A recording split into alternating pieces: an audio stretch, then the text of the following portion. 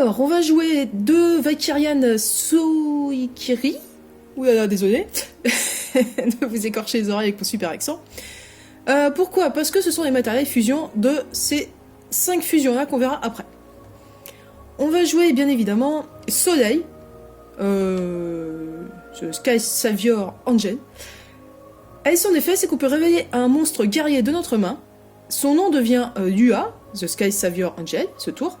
Et ensuite, on va regarder les 4 cartes du dessus de notre deck, puis on peut ajouter une fusion réveillée à notre main. Et on peut laisser le reste des cartes en dessous du deck dans l'ordre de notre choix. On va jouer en x3, parce que c'est également les matériels fusion de toutes nos autres fusions Celestial Warrior. Enfin, à peu près. Yua, du coup, qui est son opposé, elle a un peu le même effet, on réveille un monstre guerrier dans notre main, et cette carte devient Soleil, du coup. Et ensuite, on envoie les 3 cartes du dessus de nos decks au cimetière. Puis on peut ajouter une fusion parmi les cartes envoyées au cimetière par cet effet, à notre main. Donc on va les jouer en x3. Elle, Valkyrian Cut Pastery, x1, x2, j'hésite. Pour l'instant x1, parce que c'est pas... Après on risque de manquer de guerriers, c'est compliqué parce que j'ai fait le choix de ne pas choisir et de jouer toutes les fusions. Enfin, quasiment. Du coup, c'est compliqué.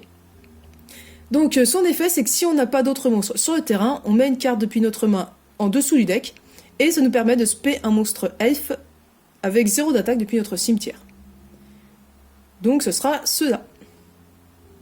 Et elle fait quand même partie d'un matériel fusion de... elle. Ouais, sinon on peut pas la faire. Yami Ruler, The Dark Deadayer. Lui aussi est un matériel fusion. Durant le tour on invoque normalement, on change sa position de combat. Et jusqu'à la fin du tour de l'adversaire, tant que cette carte est face recto, aucun joueur ne peut invoquer par sacrifice de niveau 7 ou plus. C'est quand même très fort. On va jouer en x2. C'est le matériel fusion d'un de ceux-là. Eux, ils demandent que des cartes vraiment spécifiques, en plus d'aide. Semeruler, The Dark Summoner. Donc on envoie une carte depuis notre main au cimetière, et on spé un monstre avec 0 d'attaque depuis notre main face recto sur le terrain. Il gagne une attaque égale à sa défense d'origine jusqu'à la fin du tour. Son effet... pas transcendant. Parce que les monstres avec 0 d'attaque c'est eux, mais on peut énorme. Ou elle. C'est la seule qui peut être intéressante à spé, mais on la joue donc elle qu'en x1.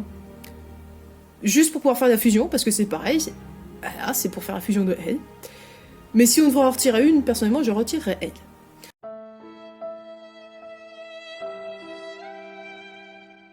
Son effet, c'est qu'on peut changer la position de combat de 2 monstres sur le terrain de l'adversaire. Et ensuite, on change la position de combat d'un monstre face recto sur notre terrain. Voilà. Ça peut être pratique. Ça peut être très nul. Yami Ruler, The Dark Deadayer, Supreme Soldier Spear. Alors lui, malheureusement, il porte le début du nom, mais du coup, c'est pas le vrai nom, donc il peut pas servir pour la fusion qui demande Yami Ruler. Mais par contre, il est quand même très pratique. Et ouais, il est monstre... face recto de niveau 7 ou plus, Celestial Warrior et guerrier sur le terrain ne peuvent pas être détruits par des effets de trappe de l'adversaire. Donc lui au début, je jouais en x2 hein, tellement c'est fort. Mais après il faut retirer un autre monstre, hein, sinon on en a trop. Alors, il est Sky Savior. Dunkess. On va réveiller jusqu'à 5 cartes Celestial Warrior de noms différents de notre extra deck. Donc ça va, on est large. Ça devrait pas poser de problème. Donc on en réveille 5 et cette carte gagne une attaque égale au nombre de monstres révélés fois 200 jusqu'à la fin du tour. Donc en gros elle va gagner 5 fois 200, 1000. Ce tour, cette carte ne peut pas attaquer directement et on ne peut pas attaquer qu'avec des Celestial Warrior ou Fairy type monster. Donc on va jouer en x3, lui est quand même pas mal, hein, il passe à 2300 juste par un effet tranquille. Ciela, qui est limité à 1. Pourquoi, je sais pas, hein, je ne joue pas du tout des tournois, des méta, tout ça, très peu pour moi. Donc, avant il était en x3, c'était bien, mais... Donc c'est exactement le même effet que lui, mais pour un monstre de l'adversaire. Donc c'est un monstre face recto sur le terrain, va perdre une attaque égale au nombre révélé fois 200 jusqu'à la fin du tour. Voilà, et c'est exactement comme lui, mais pour un monstre d'adversaire. Ranga. Durant le tour, on invoque normalement cette carte. On peut révéler un Sky Savior Prayer. Donc c'est cette carte qu'on joue qu'en x1. ou une fusion, donc c'est cette carte, pour spé un soleil ou UA depuis notre cimetière. Donc c'est elle. Elle joue en x3, quand même pas mal. Donc ces trois-là servent de fusion, avec elle. À chaque fois c'est l'un, 2, plus une, 2. Ensuite on rajoute quand même 8, Seir, parce que du coup, 8 nous permet de piocher. Durant le tour on invoque normalement cette carte, on réveille un Sky Savior Prayer, ou une fusion depuis notre main pour piocher une carte. Donc pareil, c'est celle-là, ou la fusion, c'est la même carte. On va quand même le jouer en x3, même s'il ne sert qu'à ça. Il sert pas de fusion, il n'en a pas encore, lui. Mais bon, il est beau gosse. Pas du tout obligatoire, je joue vraiment pour le fun. Hein. Gifford Yequer. On peut l'invoquer par sacrifice si on veut avec 3 monstres, et si on le fait, on détruit tous les monstres de l'adversaire. Voilà. Mais vous pouvez le retirer. Mais il est badass. Alors, là c'est un peu les anti-magie. Si on a 2 monstres face recto qui sont guerriers, on détruit une carte magie piège sur le terrain adversaire, puis si on a détruit une magie piège par cet effet, on peut mettre un niveau 8 ou moins guerrier depuis notre cimetière au-dessus du deck. On va voir si ça nous intéresse. En tout cas, on détruit une magie piège. Si notre adversaire a une magie piège sur son terrain, on mélange un niveau 8 guerrier depuis notre cimetière dans le deck, puis un monstre face recto avec 2005 ou plus d'attaque et 2005 ou plus de défense sur notre terrain gagne 2500 attaques jusqu'à la fin du tour. Puis on détruit une carte magie piège de l'adversaire. Par contre, ce tour, on peut attaquer qu'avec un seul monstre. Mais mine de rien, ça fait que, par exemple, nos gros, là, qui sont tous à 2005, enfin, pas elle, et pas évidemment elle, mais les autres vrais gros, passent à 5000. C'est pas mal. Dans ceux-là, c'est pareil, il y a certains qui passeront, ça dépend desquels. Et 5000, ça se fait pas trop dans le rush du hate, donc... Bon, après, on joue qu'en x1, hein, c'est vraiment situationnel. Un simple anti-magie, hein. Si on n'a pas de monstre sur notre terrain, on détruit une magie piège sur le terrain adversaire, et ensuite, si on a 3 cartes ou moins de monstres dans notre cimetière, on peut piocher une carte. Donc, surtout en début de jeu, on peut tout à fait la remplacer par celle-là. Alors, Sky Savior Prayer, la fameuse. On envoie une carte depuis notre main dans le cimetière, et en fait, c'est un Monster Reborn pour les Celestial Warriors, c'est-à-dire que ce sont les fusions, les Celestial Warriors. Hein. Light ou Dark. De toute façon, c'est leurs attributs, depuis le cimetière. Donc, Monster Reborn pour nos fusions. Sky Savior Watch. Franchement, cette carte, elle est forte. On va réveiller 2 guerriers et elfes depuis notre main, et on va regarder les 5 cartes du dessus de notre deck. Et on peut ajouter n'importe quelle carte révélée à notre main. Bah, c'est super fort. Ensuite, on met évidemment les cartes restantes en dessous du deck dans n'importe quel ordre. Hein. Et alors, par contre, ce tour, nos niveaux 8 et moins ne peuvent pas attaquer. Et l'adversaire ne prend aucun dommage d'effet. Mais bon, c'est en x3, on peut utiliser 3 fois dans le même tour, c'est fort. Start Restart. C'est pareil, le ratio, j'hésite 1, 2, mais pour jouer vraiment en plus, il faudrait jouer elle en x3. Bon. Son effet, pour ceux qui ne connaissent pas, c'est qu'on place une carte depuis notre main sous le deck, on se paie un niveau 5 ou moins normal monster depuis le cimetière sur notre terrain, et ensuite on ajoute une fusion depuis notre cimetière à notre main. Donc on se paie 8, et on ajoute ça. Après, il faut qu'il y ait 2 soit dans le cimetière. C'est pour ça que je joue qu'en x1, j'ai pas envie d'y avoir main de départ. Par contre, on va jouer 3 fusions, hein. Ça nous permet de piocher avec ça nous permet de spé avec ça combote avec ça, bon. Et puis on est dans un deck fusion. Ça, c'est une nouvelle carte qu'ils ont sortie, Divine Transformation. Avant, je jouais la polymérisation en légende, parce que ça peut être compliqué de faire certaines fusions, mais elle nous aide vachement. Elle, on invoque par fusion un monstre lumière, donc attention, on a 2 ténèbres, 8 et 8 dans l'extra deck, donc eux, ça ne marche pas. Tout le reste sont lumière. Donc on invoque par fusion un monstre lumière, donc en utilisant des monstres sur le terrain, ça c'est comme d'hab, hein, en incluant par contre un monstre elfe, mais de toute façon, toutes ces fusions nécessitent dans leur matos un monstre elfe, bon. Et par contre, si on invoque par fusion un Celestial Warrior, on peut aussi utiliser des monstres depuis notre main. Donc ça, c'est comme la polymérisation, donc en vrai, c'est super fort. À voire même s'il faut jouer en x3, hein, les ratios sont pas forcément opti, mais j'aime bien aussi jouer juste avec les gros tons sur mon terrain comme ceux-là, en plus, pas forcément qu'avec effusion, donc c'est mon choix à moi. Sky Savior Symbole. Cette carte j'aime bien quand même. Si notre adversaire a un monstre face recto sur son terrain, on équipe cette carte à un face recto Celestial Warrior ou Elf sur notre terrain. Et le monstre il gagne une attaque égale à son niveau x 100. Donc les gros boss, plus 800, bim d'un coup. Bon, les petites crottes, 400, c'est de la merde. On les utilise pas pour ça. Sauf vraiment si on est dans la panade, mais bof. On va jouer donc en x2. Donc il y a des gens, j'ai décidé de prendre Charité Gracieuse parce que on veut des cartes dans le cimetière. Et ça nous permet quand même de piocher. On pioche 3, on envoie 2 cartes depuis notre main au cimetière.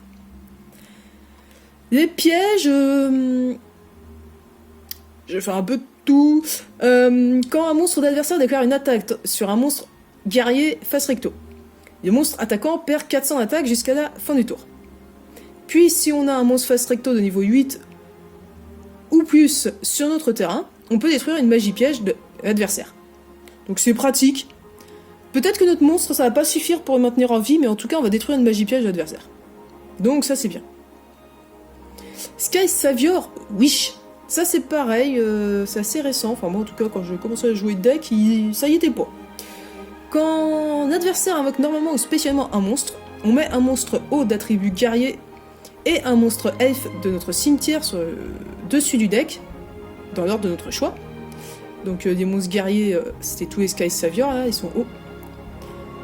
Et ça nous permet de mettre un monstre depuis le terrain adversaire sur le dessous du deck de son propriétaire. Ensuite, on peut poser un Sky Savior Watch ou une fusion depuis notre cimetière. Donc la fusion, c'est ça. Sky Savior Watch, c'est ça. C'est pas mal. Admettons. Ether Escape, donc la petite moto. Quand notre adversaire invoque normalement un monstre de niveau 7 ou plus, on mélange 2 monstres guerriers depuis notre cimetière dans le deck. Puis on change ce monstre invoqué normalement en position de défense face verso. Et si on a en plus le bonheur d'avoir un monstre fusion face recto sur notre terrain, on peut mettre une carte face verso sur le terrain d'adversaire au-dessus du deck de son propriétaire. Donc c'est pas mal. Trumpet Charge. Quand notre monstre guerrier est détruit par une attaque de l'adversaire, on se paie un monstre guerrier depuis notre main face recto sur le terrain. Je joue qu'en x1, c'est rigolo, mais on pourrait mettre mieux. C'est parce que ça m'amuse. Des fois, en main, on a ça, et bon, bah, il détruit un monstre et paf, il y a un gros ton qui arrive. C'est juste pour ça. Force de miroir, voilà, ça fait café, un monstre déclare une attaque, on détruit tous les monstres en position d'attaque sur le terrain d'adversaire. C'est bien. Alors, les fusions. On va commencer par les 5 premières qui demandent toutes. Alors, là, ils disent Need Kiri the Celestial Seamstress. Je me demandais qui c'était. Introuvable au bataillon. Et en fait, en regardant, a priori, ce serait Valkyrian Suikiri. Alors, je sais pas ce qui se passe dans la base de données. Donc, c'est elle. Bon, ils demandent tous les 5A. Elle. Plus, ensuite, un autre monstre. Donc, qui sont présentés déjà en haut. On va pas revenir dessus à chaque fois. Donc, lui, c'est plus Chimérouiller. Son effet, on envoie le dessus de notre deck au cimetière. Et jusqu'à 2 monstres face recto sur notre terrain peut attaquer directement ce tour. C'est costaud, hein. C'est-à-dire déjà lui il peut attaquer à 3000.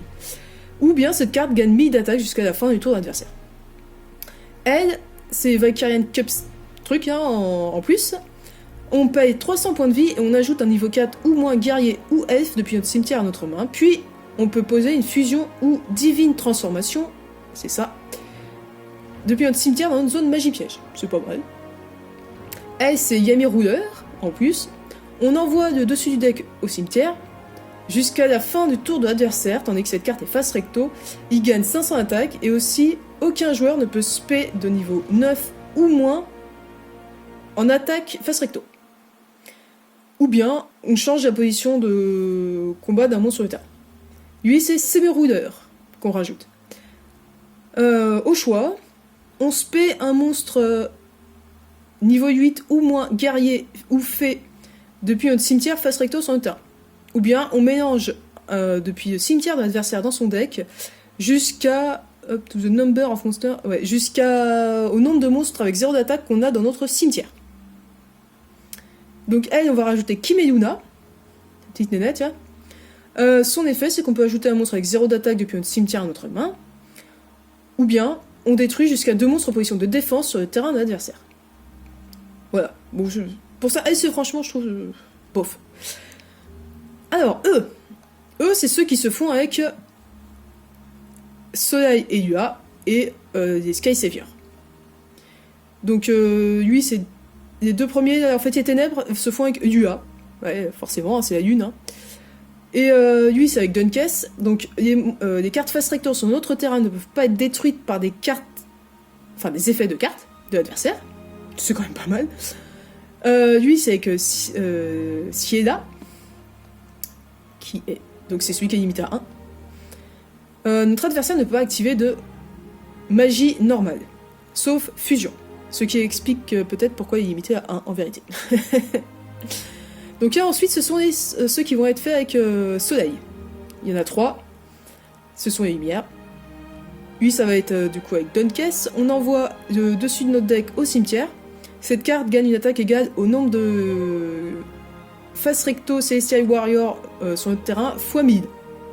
Donc au minimum 1000. Jusqu'à la fin du tour. Ou bien, ce tour, cette carte peut faire jusqu'à 2 attaques sur des monstres.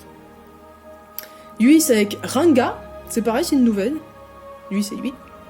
Elle est quand même, franchement, ultra stylée. Enfin, moi, je trouve. Son effet, c'est qu'on va placer une carte depuis notre main sous le deck. On va soit mélanger des cartes depuis cimetière de l'adversaire jusqu'au nombre de cartes, de monstres Fast Recto Celestial Warrior qu'on contrôle x2. Donc, ce sera minimum 2.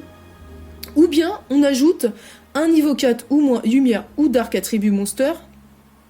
Ou un Sky Savior Wish depuis notre cimetière à notre main. Sky Savior Wish, c'est la piège. Et enfin, Sorcière, The Sky Savior Light Fash. Bref, il se fait avec Siela. Donc celui qui est limité à 1. Son effet, c'est qu'on met une carte depuis notre terrain sous le deck du... Non, pardon, c'est pas forcément nous. On met une autre carte depuis le terrain sur le dessous du deck de son propriétaire.